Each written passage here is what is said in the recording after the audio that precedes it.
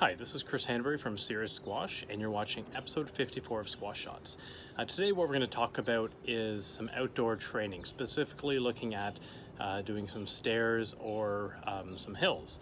And I actually went around today and took some pictures and videos from some of the spots that I used to train at when I was at Western, and it's a great way to take advantage of the nice weather now. At least this is kind of the second day we've had where the weather is shorts and t-shirt, and obviously with squash getting closer to being opening, at least here in Ontario, it's something that to get that strength and that cardio back, so we can actually hit the ground running, so to speak, whenever we can actually get back into matches, I think will be really helpful.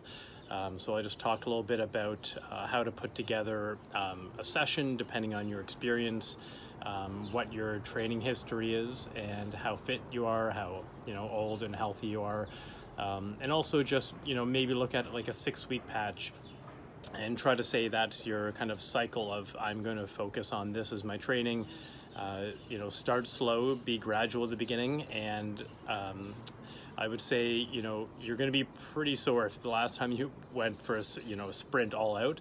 It's probably been a while, so I imagine you'll need to spread out the sessions, at least at the beginning, by at least 3-4 days. But I think building up to 2, maybe if you can handle it 3 times a week, and if you can stick with it for 6 weeks, you'll notice a huge difference in your overall health, fitness, and when we get back into matches, you're going to be a notch ahead of the competition. So let's take a look at some of my favorite spots, and I hope you enjoy this episode of Squash Shots.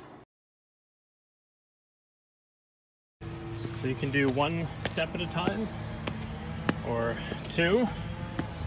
Obviously the benefit, going to be getting some cardio and some strength training. Yes, that's bagpipes playing, but it's hard to get a quiet take when you're here. But basically this is a hill I used to run a lot at Western. Obviously to go sprint up the entire thing would take quite a bit of energy, especially because this finish is so steep. So a lot of times what I would do is actually just go until around this point, so around this sewer. So I'd try to like jog up to this point, and then I would try to sprint the last 80 meters or so, and that would be a really good workout. Another way I would do incorporate hills into my training is I would just be down doing some sprints in the field there, and then I'd come up to here, maybe finish with 1 or 2 hills.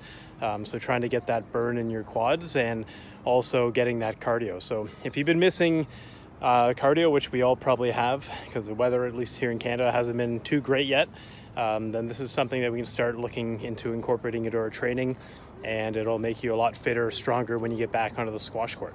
So how many sets of hills or stairs would you want to do in a session? If you haven't done this kind of training before, probably not too many, especially for a monster hill like this.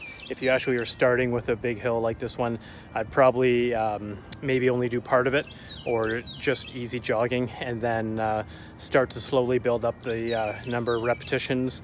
Remember, probably go slow on the way down. I would recommend trying to build up over a course of 6 weeks, so you can get up to at least doing 5 or 10 sets, depending on the length of the hill or the number of steps. How steep it is will depend on how you would adjust your training. But I think a good session for me would generally only be probably 10 to 15 minutes after a warm-up, and then trying to go pretty hard, and you'll be very sore if you haven't done this before or not in a long time. So don't overdo it the first 1 or 2 times you get out there. So I hope you enjoyed today's episode, a little bit different session of Squash Shots, and you'll join me next week for episode 55. Thank you.